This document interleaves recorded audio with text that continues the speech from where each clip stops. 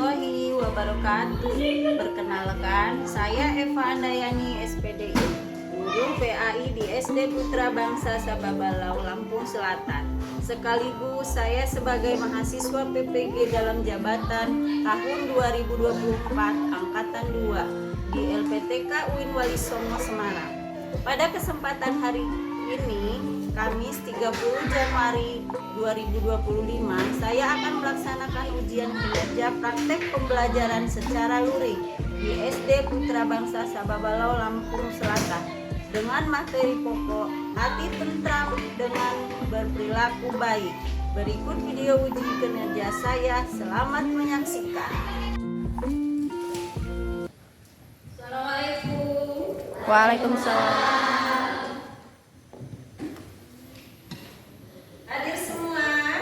Hadir. Gimana kabarnya hari ini? Baik. Sehat? Sehat. Sudah sarapan? Sudah. Ada yang belum, ada yang sudah? Sudah siap belajar? Sudah. Ya sudah, kita sama-sama berdoa dulu ya. Coba ketua kelasnya dipimpin berdoa. Mari kita membaca doa.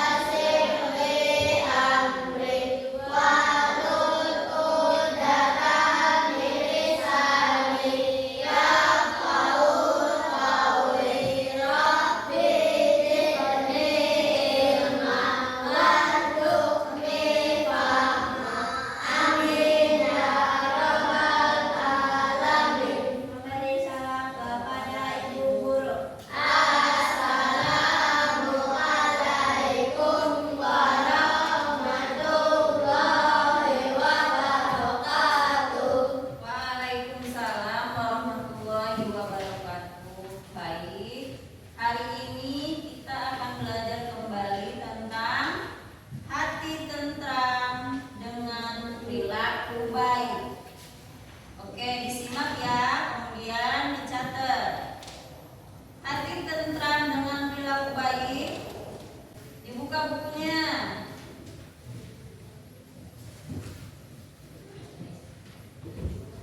Kita akan bersama-sama menjelajahi makna ikhlas dan pentingnya memohon pertolongan kepada Allah dalam kehidupan sehari-hari. Memahami makna ikhlas.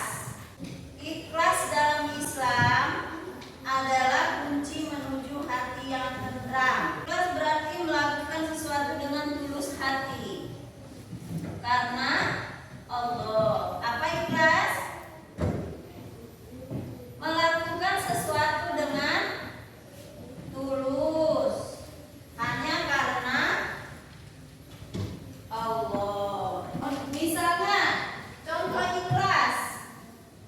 Ketika kamu membantu temanmu mengerjakan tugas sekolah, meskipun kamu lelah, lakukanlah dengan ikhlas. Jangan berharap dia akan membalas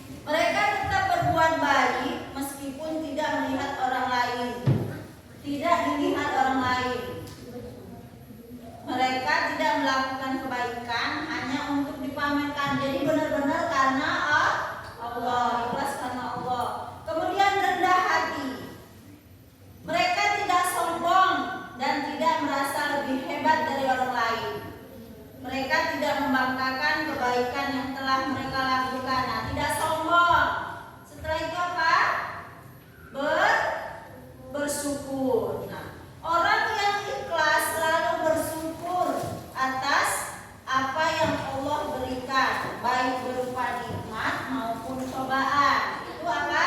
Ciri-ciri ikhlas. Kemudian keutamaan ikhlas. Keutamaan ikhlas: hati tentram. Sikap ikhlas membawa ketenangan jiwa. Ketika kita ikhlas, hati kita akan terbebas dari rasa iri, dengki, dan amarah. Kita akan merasa lebih tenang dan bahagia. Kemudian pahalanya berlipat. Allah akan berikan pahala yang berlipat ganda bagi orang yang berbuat ikhlas. Perbuatan baik yang dilakukan dengan ikhlas akan mendapat pahala yang jauh lebih besar. Kemudian dicintai Allah. Siapa yang mau dicintai sama Allah? Semua mau dicintai Allah. Nah, Allah ini akan sangat mencintai orang yang ikhlas.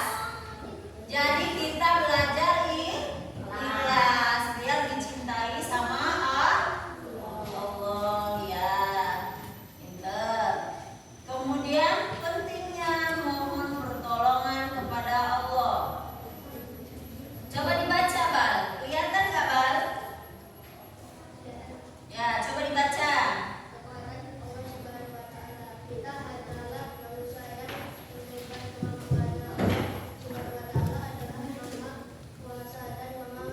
Penolong dalam menghadapi.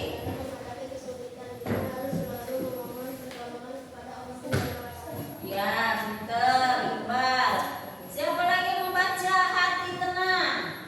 Coba Nisa, hati tenang. Dibaca Nisa. Hati tenang berdoa kepada Allah Subhanahu wa Ta'ala dapat membuat hati kita tenang dan damai. Doa adalah obat hati yang Mujarab untuk meredakan segala kegelisahan dan kekhawatiran. Ya, ini si Bagas, ikatan dengan Allah Subhanahu wa Ta'ala. Ikatan dengan Allah Subhanahu wa Ta'ala. Berdoa adalah bentuk komunikasi kita dengan Allah Subhanahu wa Ta'ala. Melalui doa kita dapat mengungkapkan harapan, rasa syukur, dan memohon pertolongannya. Nah, ya, terima kasih. Nah, berdoa adalah bentuk komunikasi. Berarti kita ngobrol dengan Allah itu dengan cara berdoa. Kita berdoa itu artinya kita menyampaikan keinginan dan harapan kita kepada Allah dengan cara berdoa. Nah, kita ngobrol sama Allah itu dengan apa? Dengan berdoa. Ya, oke, lanjut. Cara memohon pertolongan kepada Allah. Berdoa dengan sungguh-sungguh. Nah, kita mohon pertolongan Allah itu dengan berdoa yang sungguh-sungguh. Ketika berdoa itu kita fokuskan pikiran dan hati kepada Allah. Jangan kemana-mana pikirannya kalau lagi berdoa. Harus pikirannya fokus kepada Allah. Nah, doanya kita sampaikan dengan penuh keyakinan dan harapan agar doanya terkabulkan. Kemudian laksanakan sholat dengan khusyuk. Nah, sholat dengan khusyuk, ibadah yang paling utama adalah sholat. Nah, waktu sholat yang tepat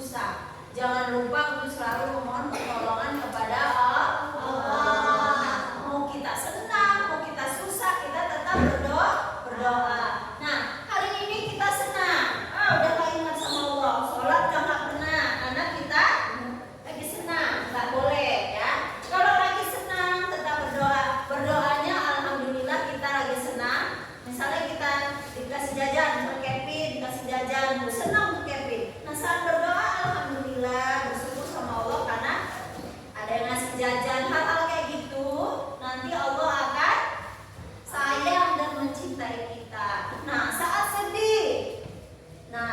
sedih jangan marah-marah, jangan nangis.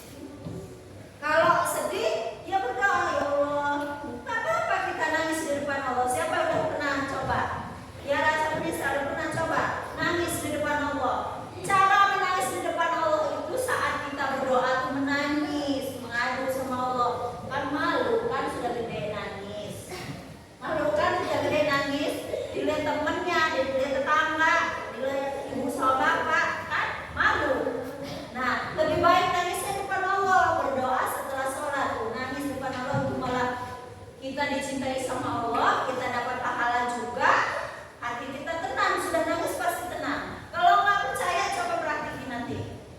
Kalau lagi sedih habis marah ibunya, si Tiara, terus sholat nangis sama Allah, aku dimarahin ibuku, tapi sambil nangis sambil berdoa nanti akan tenang. Kalau nggak percaya nanti cobain di rumah ya.